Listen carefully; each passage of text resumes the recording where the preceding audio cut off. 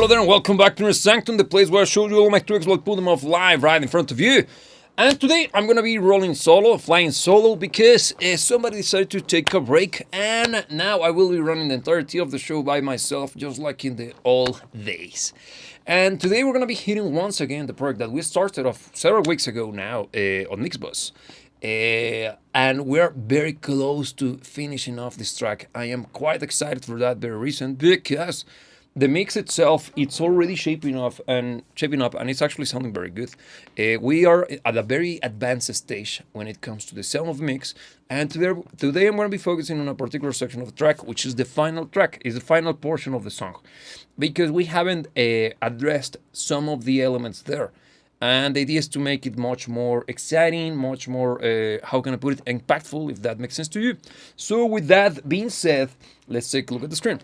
Welcome back to Harrison Mixbus. In front of us with the project that we're going to be using to mix the entirety of the track. As usual, I'm going to press play from the top, and then we're going to be comparing notes and, discussing what has to be done at this station. So here we go, from the top.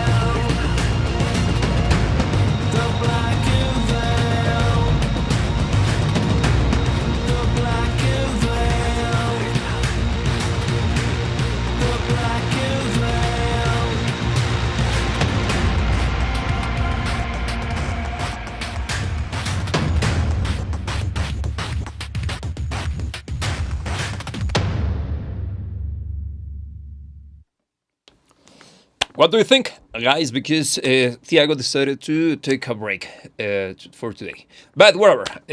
He's on holidays, by the way.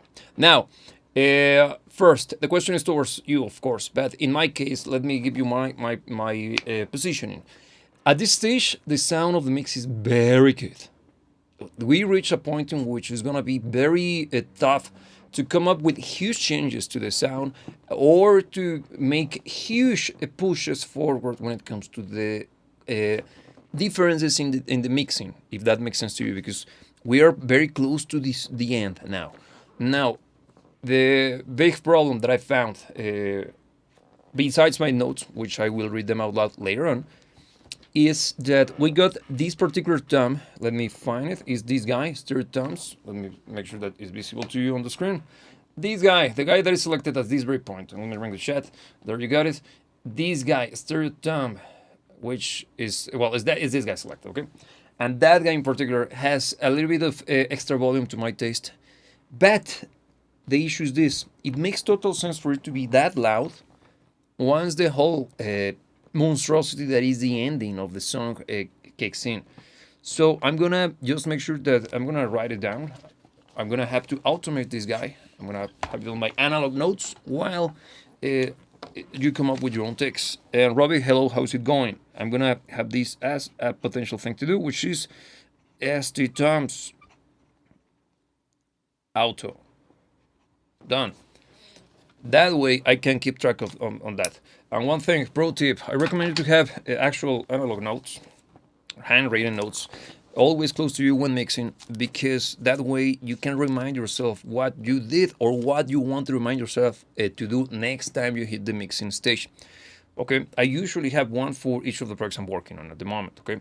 And I recommend this kind of post-it kind of notes, but wherever. This kind of paper work aside, style of stuff, let's get to the mixing stage once again. As I stated before, my plan for tonight is to work on the last section. This situation with the toms is very easy to deal with, but I'm going to save this for my automation session. Okay, we're not there yet, but very close to it. So what I'm going to do is now go straight to the point in which I want to work on, which is this area over here. This is where the mix goes bananas. Most of the stuff that should be loud is happening here. So I'm gonna make sure that my marker is very much there, in position, using this marker over there. And we're gonna be working today most of our time on the unit, this guy here, and the strings here. And if I recall correctly, we got this just a slight clipping at that point where as soon as the Juno hits. So I think it happens here. Let's confirm.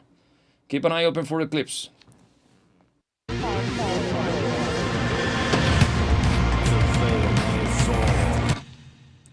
Yeah, it's there. Why is the attack? So let's begin there. I'm going to be working on the Juno, and let's apply some compression. I'm going to use the built-in compression on Mixbus. Let me see if it's more visible, because I recall that Robbie suggested using this guy. Yes, it's much better. I'm going to use the Mixbus first, just to see the Mixbus compressor, just to see how much I can take advantage of this. Because it's just catching that particular transient at the beginning of the sound. So first, let's solo it. Let me have it in front of me. Here it is. Let's see the sound first, and we are going to try to analyze or detect the point in which it goes berserk. Here we go.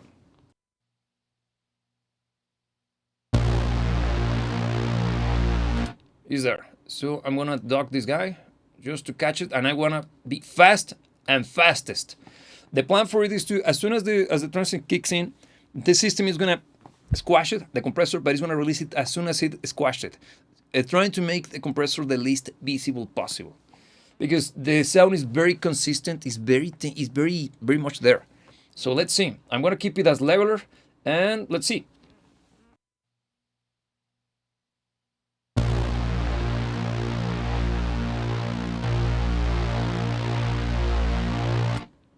Okay, let me just remove the clip here,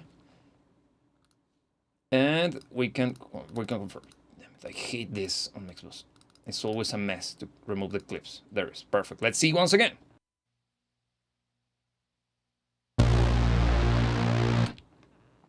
Still kind of hot. Let's try it again. because this could be even a point in which I could use a clipper rather than this. But I don't know if it's a good idea because the sound... No, you know what? I think the clipper is going to do a better job.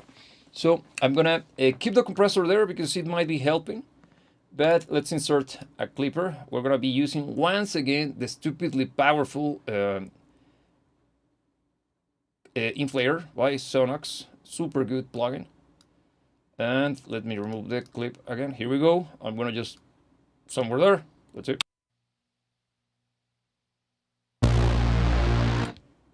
And we're still clipping, but could it be...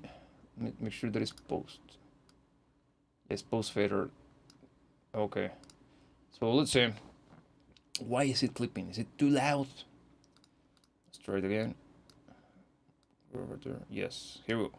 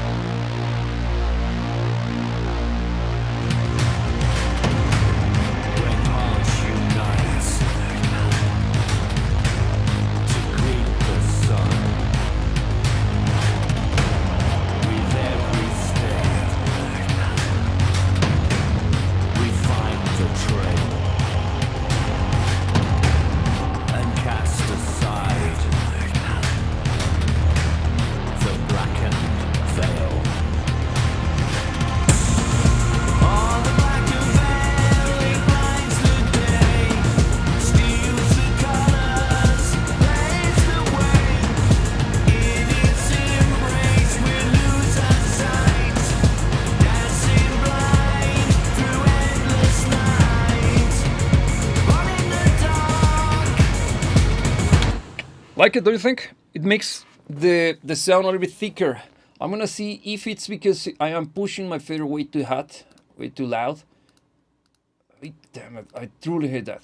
Okay, I'm gonna lower down the volume of the Juno and let's find the proper positioning for it, because with the inflator and the compressor we're making the sound of the synth way more robust, much more impactful, and it's actually already doing its job. Maybe it was too loud. So let's see, I'm gonna back it off and then bring it in.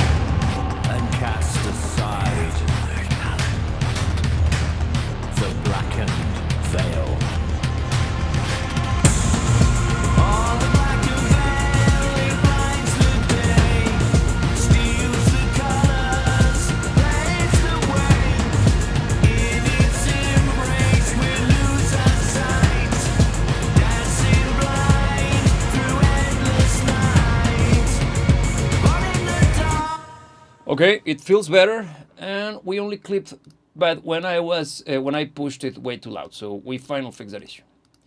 Oh damn! Yes, okay, there it is. Whatever. Okay, so we finally got it, and I feel that the sound where it is sitting, the Juno, is much more fitting to the sound of the mix. Now I'm gonna make it much more grittier sounding, much more apparent, and I'm gonna first begin by applying a little bit of equalization to the Oxford, sorry, wrong button. So I'm gonna be applying the sound, to the sound a little bit of extra juice. Let me find the Juno. It's over here. Selected, right there. Here it is. I'm gonna apply an EQ, and in this case, let me see which EQ could I use, because I want something kind of gnarly or kind of colorful sounding. I feel inclined to use some form of Pultec style, so let's try it. I'm gonna go for, but you know, rather than using that, I'm gonna use a multi-band distortion circuit. That might make it much better. Yes, I own it. Go. Yeah. Yes, do it. Do it. Oh, look at that. Beautiful. Okay, yeah. Let's try it again. you can't hate. I tried the other unit. I look anymore, much more. There is perfect. Wherever. Okay, now let's see. This guy is very exciting. It's something that I've used before in other instances of this live stream. This is a multi-band distortion circuit. So as you can see, or as you can imagine, each of these areas represents a band or a width in which the saturation circuit is going to be applied. We got 4 different saturation circuits over here. I should change the position of that. Yes, we got all of those here, and they will be affecting the sound of the signal based on how much I push the bands, because depending on how much I push it is the amount of the circuit or the distortion being applied to the sound. Okay, so first let me make sure that it's inserted perfectly. Yeah, it is there. So here we go. I'm gonna press play and then see how much, because I wanna try some form of extra air and much more punchiness. And you know what? Maybe even trying it as an MS. Yeah, I'm gonna go for MS. These allow us to control how much of the circuit or the distortion is applied to each of the bands, but on a mid-side basis. And since this sound is kind of working in tandem in both the center and the sides, due to the nature of the frequency range, let me go bigger because this is important. Since this is kind of covering some form of low mid range or the register of the track, if I apply, my plan right now is to add the much flary, much more higher endy stuff to be the one that is on the sides, and I'm gonna enhance that through the use of distortion circuit while retaining the center information to be less distorted, because I don't want the entire thing to become a mess due to the fact that we're dealing with huge bass and huge kick drum. Make sense? Let's see. Here we go. I'm gonna be playing it first to my the mids first, mid highs, and I'm gonna be applying it to the sides. Okay, so here we go. I'm gonna solo the Juno so you can see exactly what this guy is actually doing.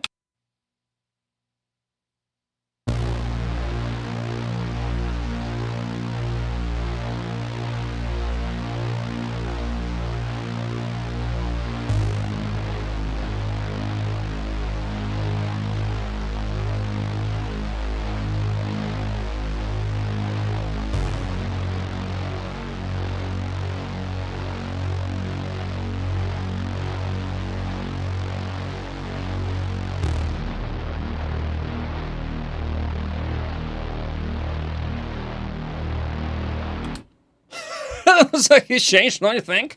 Okay, I'm gonna see how it fares now in the context of the mix. Here we go. Without and then inserted, okay?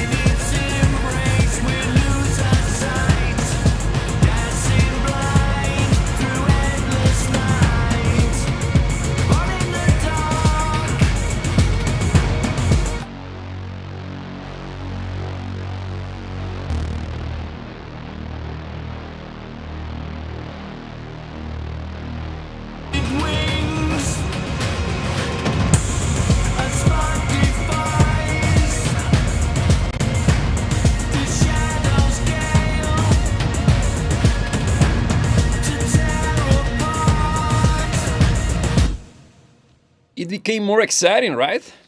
Love it. So good.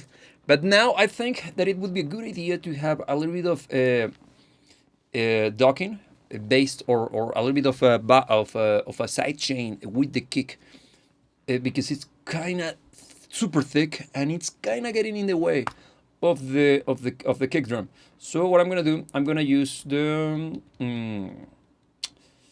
we're gonna use something cool, something. Yes, we're gonna use one of my favorite plugins, which is what's the name of that guy? Oh, you always no. Give me a second. Give me a second. Give me a second. I will find it. The thing is that newfound. No. What's the name of that guy? Try to remember. It's the one that it's like. No, Dr. Mess it isn't. It's similar to Dr. Mess. It uses MS. Like, why can't I remember? Ooh. I'll be there. Give me a sec. Almost there. Almost there. Almost there. Traction. UI. No, because I don't even remember the name of the plugin itself. No, it's not Metric AV, man. It's the one that I used to. It's like a Docker that allows you to work on the mid sides. How can't I remember? I don't know why I have this MS under. Jesus Christ. Let me see. Let me see. Almost there. Give me a second. I know what I'm looking for. The thing is that I can't remember for the life of me.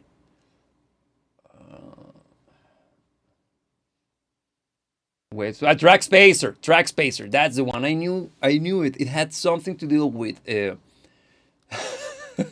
with what's the name of this? Wave Factory. Wave something. Thank you, Rob. Yeah, it's track spacer. Finally. Thank you. Now let's do the whole thing with sidechain. Where here it is. I'm gonna be sidechaining. We're gonna be adding the sidechain from the kick. Both.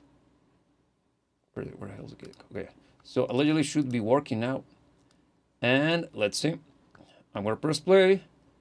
And just confirm that it's inserted to Juno. So here we go.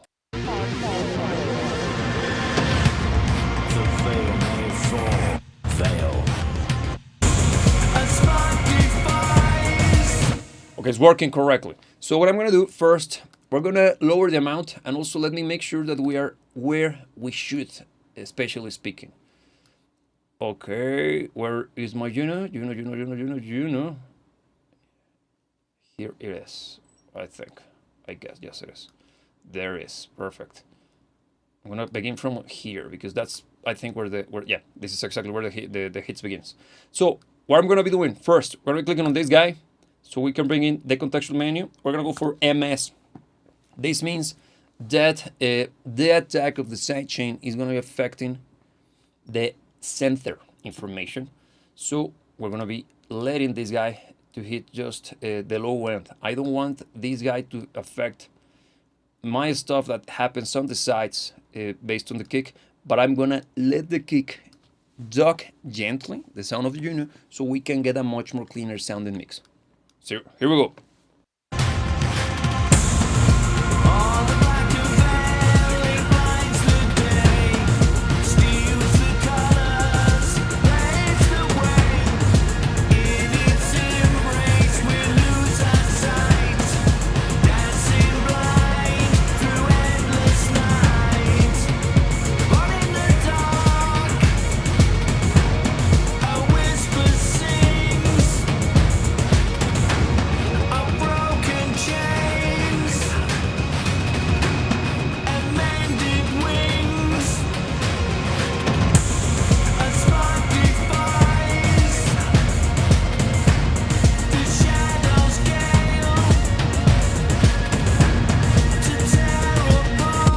How about that?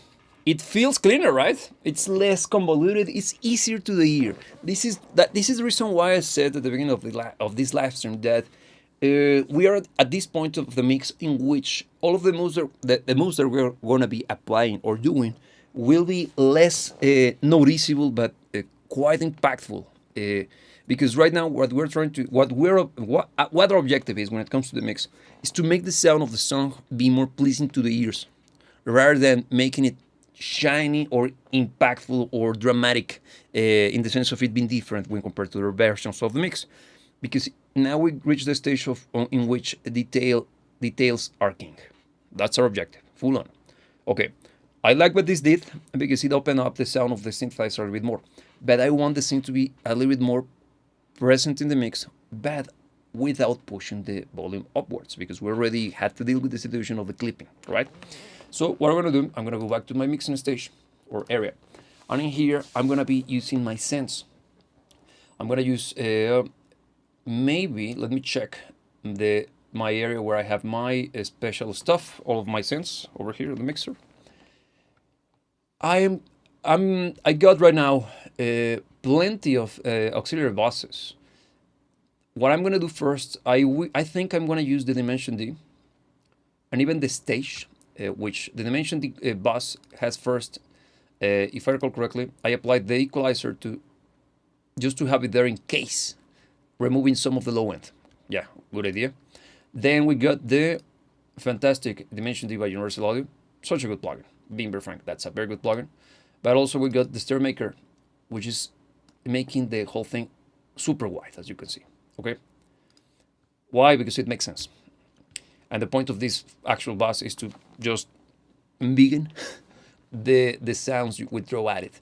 But I also got this stage, which is such a great psychoacoustic plugin. It's one of those misunderstood plugins that everybody should use, especially when dealing with in the box situations, such as basically every mix today, because it adds plenty of dynamism and kind of, how can I put it, realism to the sound of whatever you throw at it. Okay, so we're gonna be using this guy. If you want to see how this guy works and how we set it up for this mix, you gotta go back in time several weeks ago. Okay, but this is a good plugin, and if you happen to own a Plugin Alliance membership, this comes as part of it, and you'll see how good it is. And I can't stop praising this bad boy. Now, let's try it out. First, I'm gonna be going back to my Juno. Where the hell is my Juno? Here it is. And I'm gonna be using my inserts, but I'm gonna have them post fader because I wanna keep the volume as the controller, or the fader of the Juno as the controller for the output of my sounds. Okay, my extra stuff.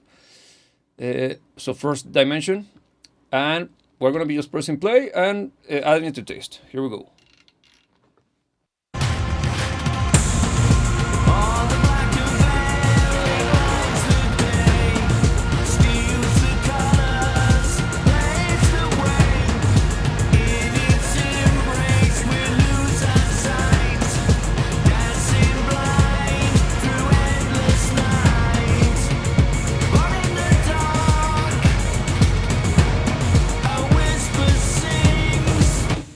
So good, right? That was good. And sorry, it destroyed the momentum of my performative actions because I needed to click it right on the spot. But whatever. Awesome, right? I still feel that I can add a little bit more. One thing, this is one of those moments in which you can actually feel that adding more could benefit the sound of the mix, when in reality what you are actually thinking is, or you are actually falling in love with the sound rather than the sound of the mix. Make sense? So let's do it again. I'm gonna just remember we're hitting minus 15 allegedly dBs on the send. So I'm gonna back it off all the way down, and then I'm gonna push it in until we find a spot that it's better or controlled. Okay. I'm even gonna switch to a different set of speakers so I can actually make sure that I'm not going bananas. Here we go.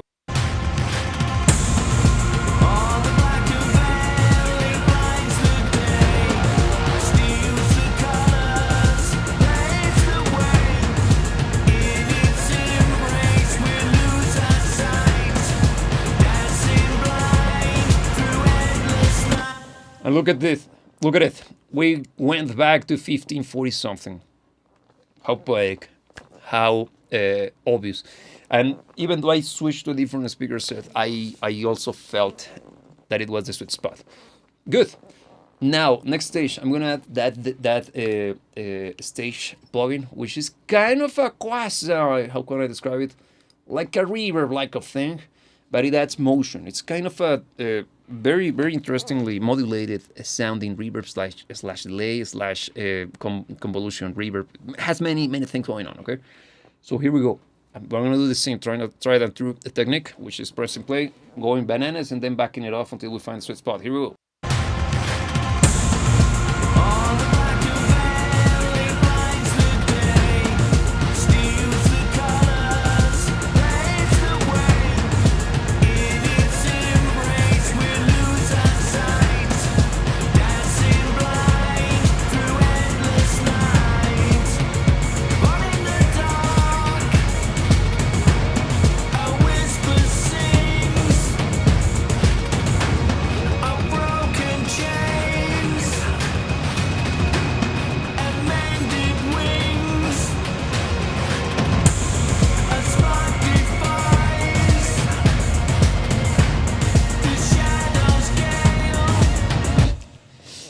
Badass.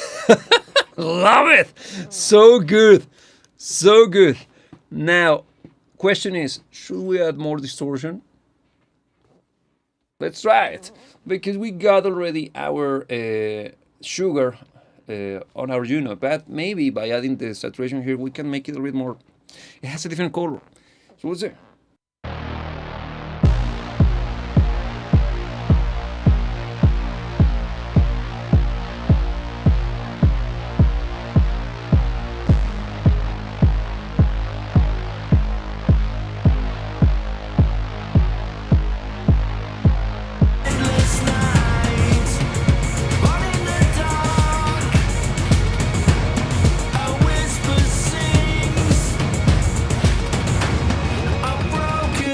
Okay, this is weird. Why was I getting the sound of the kick through my Juno? Could it be due to track spacer? Let's see once again.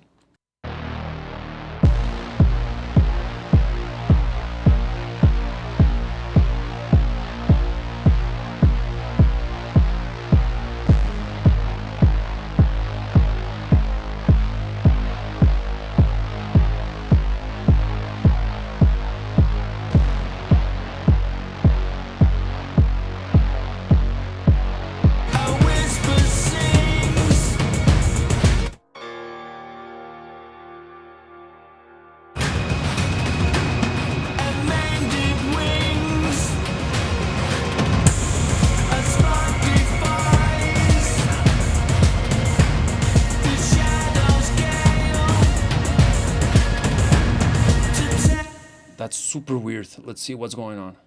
I'm gonna solo the Juno once again, and I'm gonna go for the kick. I'm gonna solo and mute it.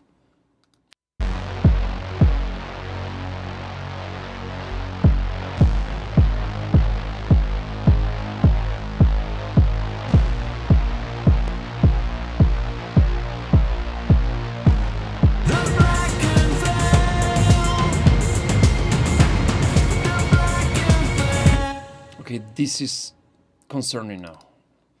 Could I have done something wrong with the side chain? No, it was correct. So what could be wrong? Insert instance. Yes, that's correct. I don't understand.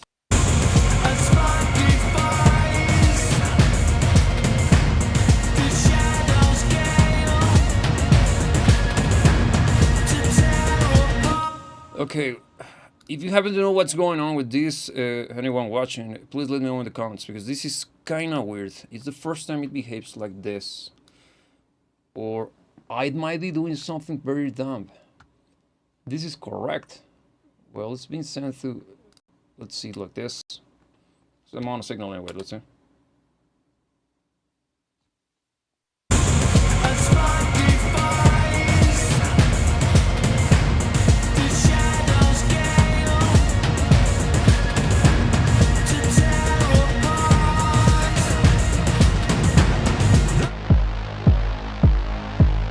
Yeah, I don't like that, because now I don't know if I have a double of my kick. And again, going back to the side chaining, could it be a bug? I might be doing something dumb. Let's see, at side chain input, there it is, correct. I have the same, it's sent into the whole thing correctly. Let me see, it might be this. So it should be just docking. And let me confirm, I don't have the side chain on, let's see.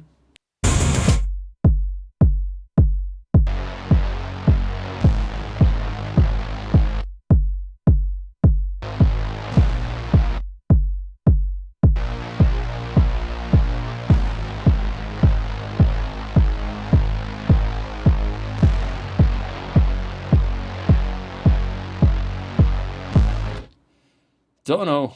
This is very, very, very weird, but whatever. I'm gonna check if there is something wrong with my routing once the mix is over, but wherever. Because it's truly taking me out of my comfort zone, being very frank. Because it shouldn't be audible. Let me once again check these guys. Side chains. Yeah, it's being fed to that guy. There's been a mono. Let me make sure my output, hardware output, no, is correct because I am outputting through my Mixbus. What sense? It's going to kick and bass. So no. Let me see what happens if I. A spark defies the shadows gale to tear apart. It's weird, right, Robbie? It's super, super weird because I don't think it's a problem. It's wrong. Maybe I want to believe that when I solo it, Mixbus is just letting me know what I'm actually sidechaining to, because this is I did the traditional way. This is the way it's been done always, right? Haven't done anything different. And I don't understand what's going on. Maybe we can file some form of email to Mixbus just to clarify this, because it didn't behave like that before. And as it is right now, I don't think it's adding a double of the kick drum to my music, to the music while the whole track's playing. It doesn't sound like it's bumped or doubled in volume, at least on my end. So let's keep rolling. But whatever. What we done to Juno has been very good. I liked it quite a lot. It actually pushed the song forward, and it makes it much more exciting, and now it's very much dynamically speaking correct. Now, I'm gonna take a look at this guy over here, because this is super lame sounding. Let me show you. This is, let me get rid of this guy. We are gonna be tackling the strings over here. I'm gonna use Mark 6 to be my starting point, because we got FAFO, which already sounds very good. It's the weird ass texture that we created. Bad strings. Let's see, they sound like this.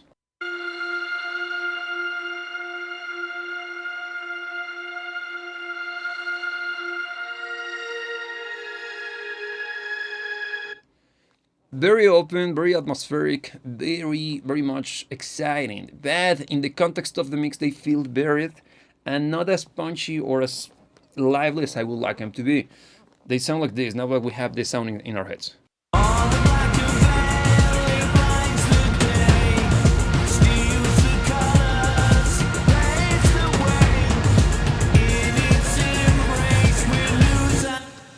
Let's begin by cleaning up the equalizer, because I can hear already a resonance point that I don't like, and it's very, very much annoying the crap out of me. Here we go. First, let's take a look at the EQ. Here we go. Thank you very much. And I think I'm going to be going for my mid-range, low mids, and let's target. We're going to try to find it somewhere, maybe it's somewhere there. There is a form of honkiness, like that. Pay attention to it. Here we go.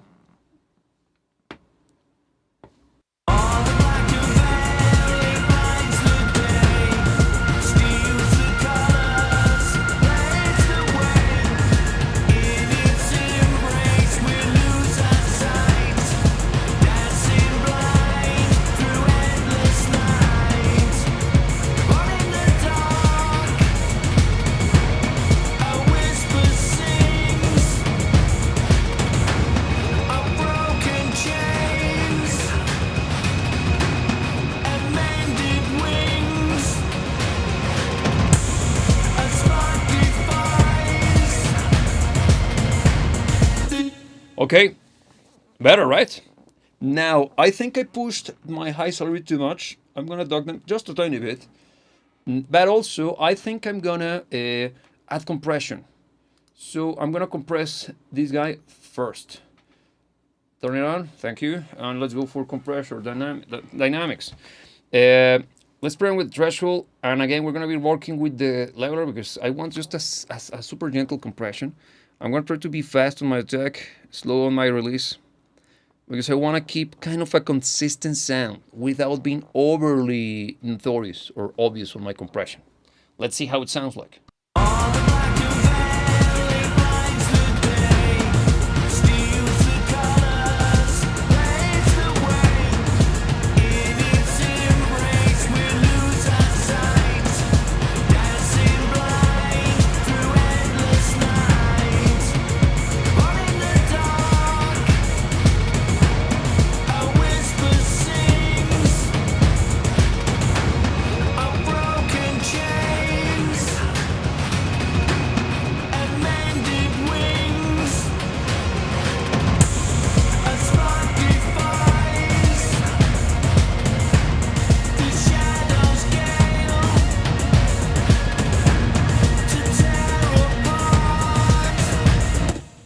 huge improvement, right? I didn't show you out of my stupidity, but I tried to compensate for it later on. But I actually went for the filter. I cut off a good chunk of the high end first because even though it's working, there was this particular resonance point that was super annoying at the very beginning, at the very highest of the sound. I think the filter got the job done, but it only happens at a very precise point. So this might be finally really the moment in which we finally use a dynamic equalizer. Okay, but let's see once again. I want to give it a try to the filter. Here we go.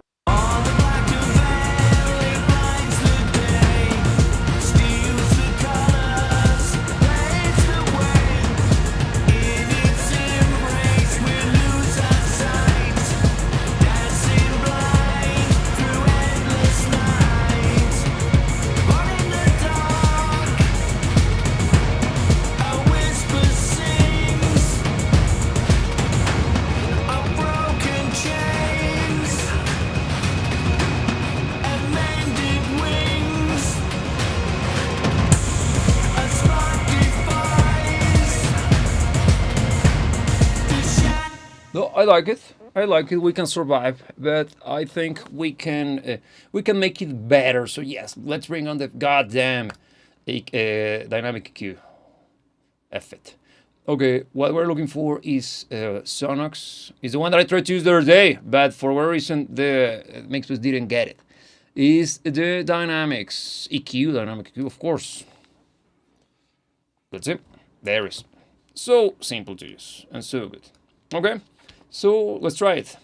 And one of the things that I like about this guy is that it was designed using one of the particular shapes of the Oxford EQ, which is fantastic, by the way. Totally recommended. By Sonox, of course. And it has a very beautiful musical shape to it. So we're going to be looking for to snipe a particular sound, which is that very, very sibilant frequency. I'm going to open the filter, and before we do this, let's check. Where is it? Yes. Let's make sure that I put it in a very proper positioning.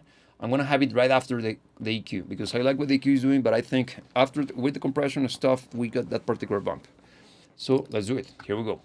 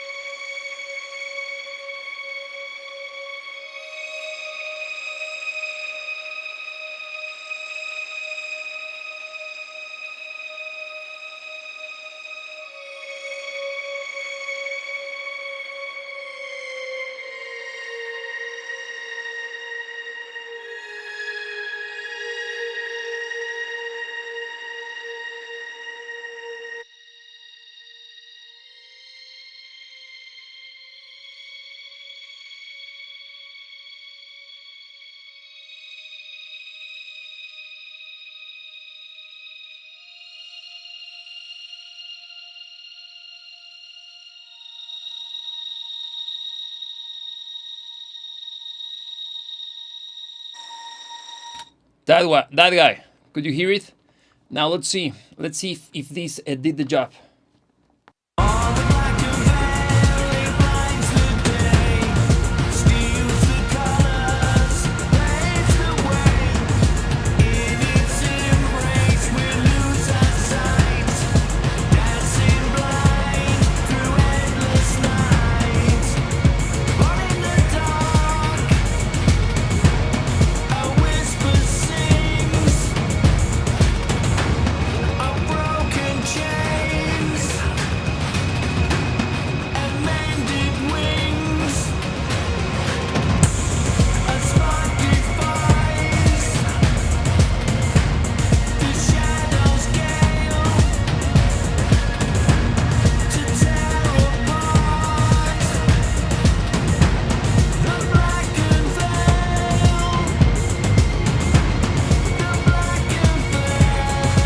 It did it. Love it.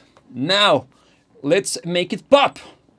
I'm gonna go for how about if we add a little bit of Dimension D as well to this guy, just to make it a little bit more wider sounding. So here we go, same technique as before. Pay attention to the sound of the strings and how much they feel in the kind of making the whole thing a little bit more three-dimensional. Here we go.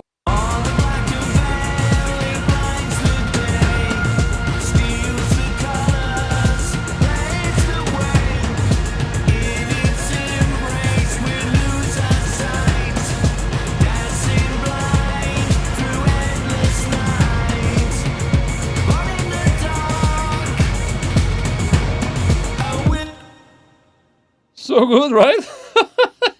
So good that it's almost not funny. Now, I think I could. What can I do? Should we go for Dr. MS to make it a little bit more expensive? Yeah, let's do it. I'm gonna go for plugins, curator. This is one that I know perfectly, Matthew Lane. This is Dr. MS. Fantastic monstrosity that works beautifully with mid-side stuff. Okay, this basically speaking gives you control over the whole mid-side situation. For those of you who are not familiar with the mid-side concept, we're gonna be splitting the signal of our sound, in this case the strings, into one band that is gonna be controlling basically everything that happens frequency-wise, stereo-wise, at what could be considered the mono information contained in a stereo track. Okay, everything that happens in the center, hence the mid, and it's gonna split it where one channel of the stereo spectrum is gonna be affecting this, while the other is gonna be affecting everything that happens on the super fringes of the stereo field. Okay, frequency-wise. So these allow us to, for example, apply a little bit of what's the name of this? A filter, low-pass filter, high-pass filter, on both of them independently without affecting the sound of each other by the moves applied to one of the other. Sounds complex, because in reality it is complex, but it's actually super useful. Let me show you. We're gonna be actually just adding as much of a width, probably somewhere there. Why? Because we can also run into issues related to monocompatibility. But one of the benefits of this guy is that you can, by the use of the mid, the focus, and the field, we can actually send some of the information from the sides to the center by using the focus, and some of the information of the mids to the field using the field area. That's why I love this plugin so much. So let's play around with it. I'm gonna be just adding a little bit of extra width first, solo, so we can get familiar with the sound. See.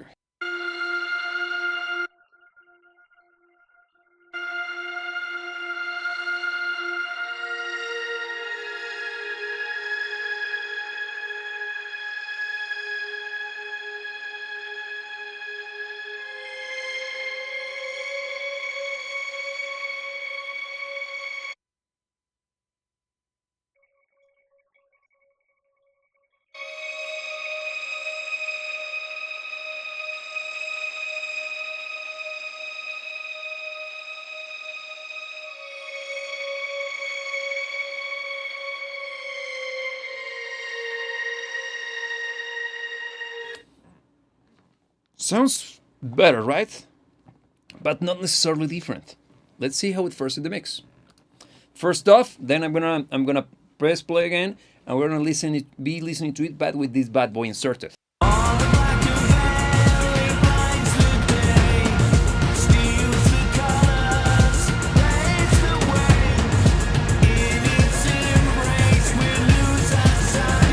Okay, now let's bring it on.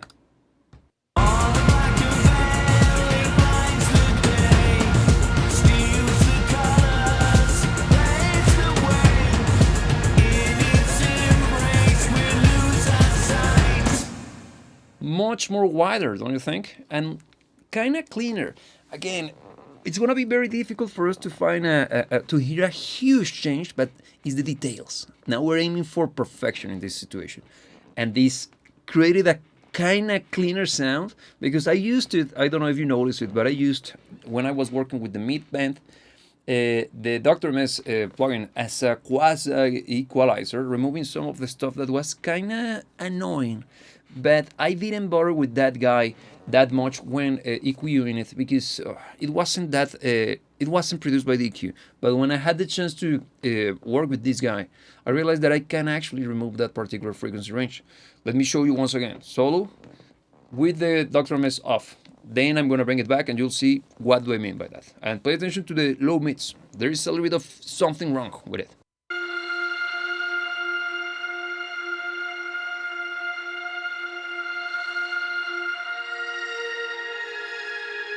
I want to bring it back, bring it in.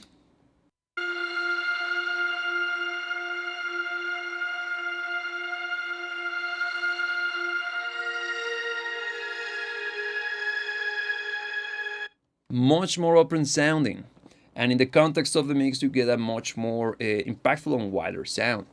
So now that I added this, let's see if applying a little bit of modulation could be good, because I like what it's doing already, and I don't know if it's me trying to be fancy, but let me see if I have something funky going on already.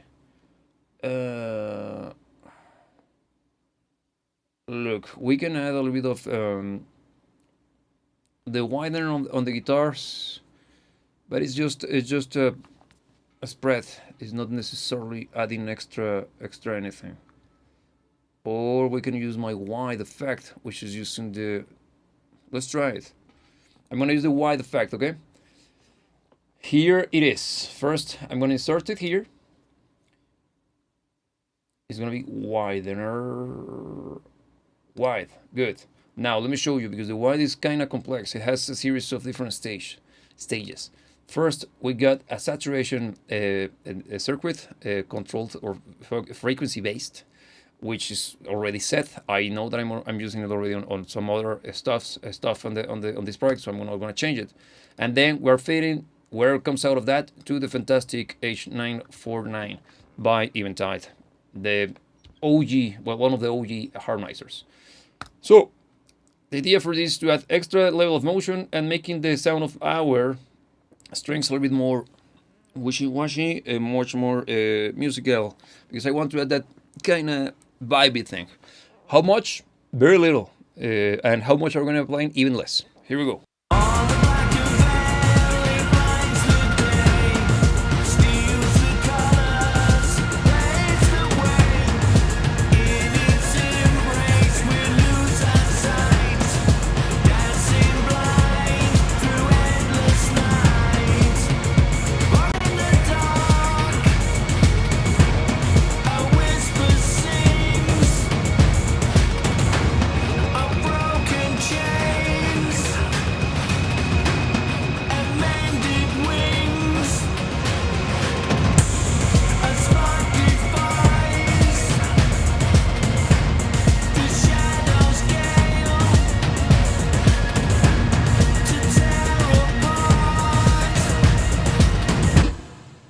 So good. Like it a lot. Very much. I'm quite pleased with the sound. Now, since we are basically coming to the end of this live stream, let's take a look at what, compare this whole thing with what we did, with what we started with. And damn, we are basically running out of mixer stage scenes. So what I'm gonna do, I'm gonna turn this into our bad boy, because this is gonna be mix or bad boy. This stands that we're gonna be using this guy as the switcheroo. We're gonna be sweeping positions between this and Doom, okay? Because this is basically now the final moments of the mix. First, let's see. We began with Doom, and we're gonna be comparing it to Bad Boy. So let's do it. I'm gonna go from the very beginning, and you know what? Basically everything that I did is gonna be affecting the final section. So there is no point of listening to the whole track for comparison reasons. So what I'm gonna do, I'm gonna be comparing this particular final section with the text over here, okay? And then we're gonna be listening to the track as a whole from the very end, from the very top to the end, but using the final version, okay? So we can give our final comments. Here we go. Let's compare it. First, we're going to start with Doom, and then I'm going to, as soon as I can, we'll switch to Bad Boy, and you should hear the difference. Here we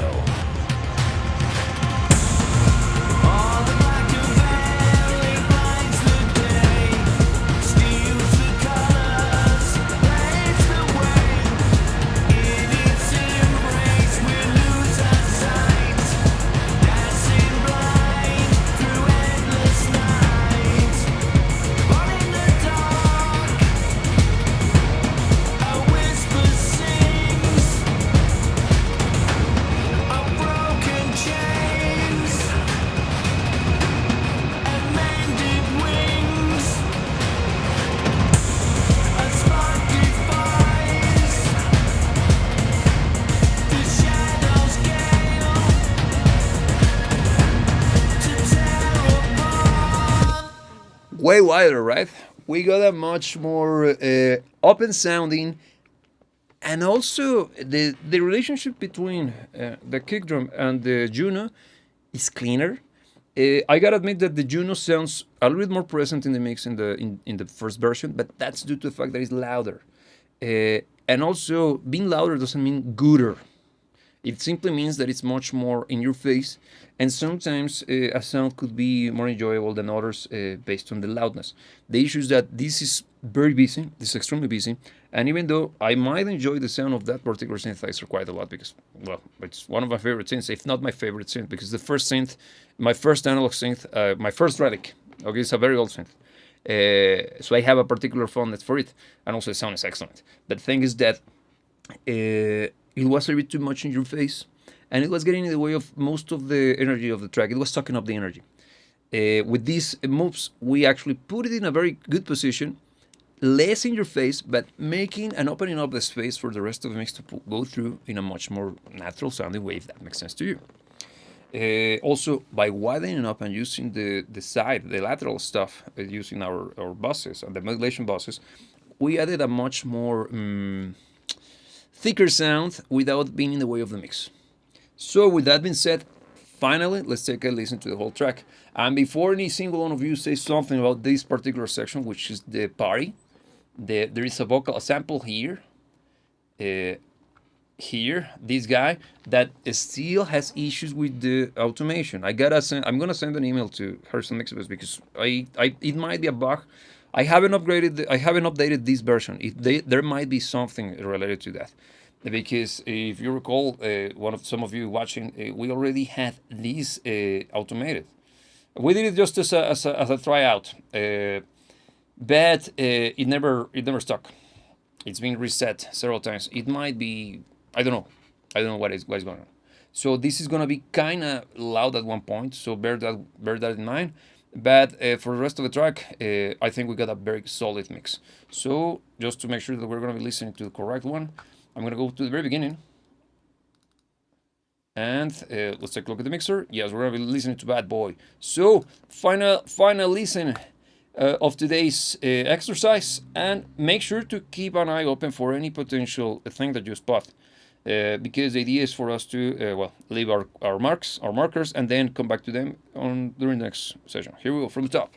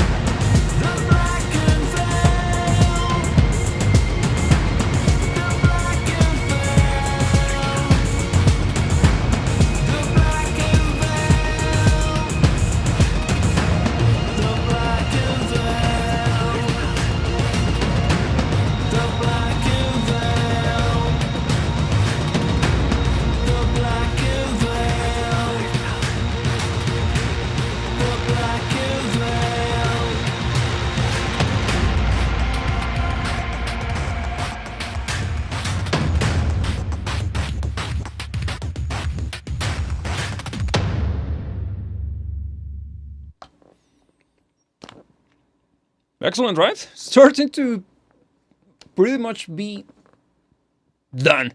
I don't know what else to say. No, it's starting to sound very good. Uh, Wherever we did today, as I stated several times before, throughout the entirety of this live stream, has been mostly adding extra levels of polishment because the sound is already very, very much there. I got this idea, crazy idea, to create a quasi harmony using the vocals at the very end. But I'm not gonna spill the beans. I'm gonna save that for next week because I'm gonna be using some tools to make it happen. It's much more of an effect rather than an actual harmony. But I think it's gonna be a cool effect if it works the way I envision it. But we'll see later. But as it is right now, I think it's a very cool sounding mix. We are mostly there. What do I think it's in real need? Of course, we got plenty of automation to be done. There are plenty of moments in which some of the instruments should pop a little bit more than others. I would like to add a little bit of extra flair to some of the percussions. And for example, the toms, the third toms, as I stated at the beginning, they are a little bit too loud all the way before this section because they are right now sitting where they should, but in accord to the huge drum pattern that happens here. Super, super loud and complex pattern, but not as precise as I would like it to be. Well, it's precise for what it is, but it's not. It's way too loud in previous versions or at previous moments. So it's something that will have to be addressed, but that's going to be done with automation. Also, the vocals, they are very much done, but I feel that they could be a little bit more spacey sounding. So I could I could add a little bit more reverb to it, but a different flair, because while the track was playing, I attempted or tried to use a little bit of sending more of the reverb, sending more vocals to the reverb, the whole reverb that is used on it, and it didn't work. It made it feel kind of washed out rather than actually musical. So I backed it off because that means that we need a different sound over there. Maybe sending it to the plate could give us the kick. And why I didn't do that before? Well, because the mix, when we applied the effects, the reverbs on the vocals, it was at a very different point in the mix. And now it feels, since the mix is way more put together, it feels that it needs a little bit extra sparkle, if that makes sense to you. So I'm going to be working on that. Also, something that I don't know if it was visible on your end, but look at this. The channel that I already did the automation to, this guy over here, I have no control over the fader. Look at this. I'm going to try it first with the controller, and you'll see nothing happens. Could it be the controller? Of course not. I can't move it even with my mouse. Don't know what's wrong with it. I think it's related to the automation issue because I deleted some lines here. So I'm gonna give it a look off stream just to see what's going on, and also I'm gonna see if I need to update the software because this is version 10.0, so it might be that. So all in all, I think that was a huge push forward, much more on the detail rather than on the bombastic, super in your face moves, but it worked, I think. So I think it's already it's time. It's incredibly, but it's been almost more than an hour. So if I went a little bit more on the very much focused side of things, please let me know, because Diego keeps the whole thing much more engaging, I would say, because him asking questions and dropping badass memes, especially sound bites, because the memes I can see, but I don't know what he's dropping and how much he's making fun of me with the sound bites. I think that makes the whole experience on your end much more exciting. I went a little bit more technical today, but whatever. I hope you could learn something out of it. And if you didn't, it's my fault, because I should have done it better. So it's not that you are not understanding what I'm saying. It's that, simply put, I suck at teaching.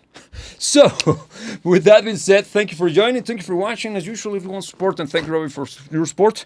If you have any question or any comment regarding the mix or anything mixing related, please let me know in the comment section down below. And also, well, the best way for you to support the channel is by liking this video and leaving a comment. So, with that being said, as every single time that I meet you, I gotta remind you that you should never let anybody tell you what to dream about. And remember that I'll see you when I see you. How can I turn this off? Look, I don't... Here's the controller. I have no idea, so I have to do it by foot. See ya when I see ya.